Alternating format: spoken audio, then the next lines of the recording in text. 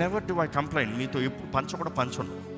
కానీ ఎందుకు చెప్తున్నానంటే, నా kidneys down, my liver was down.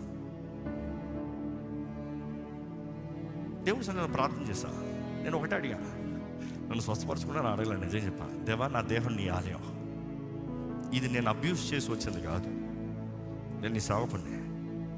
నాకు ఆయుష్ ఇచ్చావా నీ మహిమ కొరకు, నన్ను తీసుకున్నా దానికి మించి సంతోషం ఏం లేదు. నేరుగా నీ దగ్గరకు వస్తా, nothing more I can ask you for.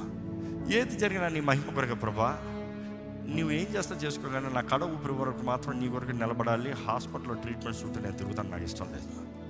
So that was my prayer. But ఆశ్చర్య రీతిగా మొన్న నాకు మరలా బ్లడ్ టెస్ట్లు చేసి అన్నీ అనలైజ్ చేసి బయటకు వచ్చేటప్పటికి వారు చెప్పింది ఏంటంటే, మీ కిడ్నీస్ మరలా ఫుల్గా రెస్టోర్ అయిపోయింది.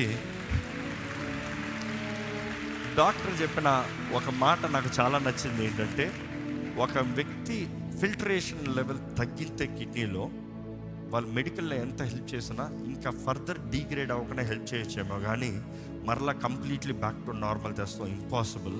కానీ మీకేం జరిగిందంటే మొత్తం బ్యాక్ టు నార్మల్ వచ్చి ఒక హెల్తీ పర్సన్కి ఎలాగ ఉంటుందో అలా ఉందే అని చెప్పారు. అదే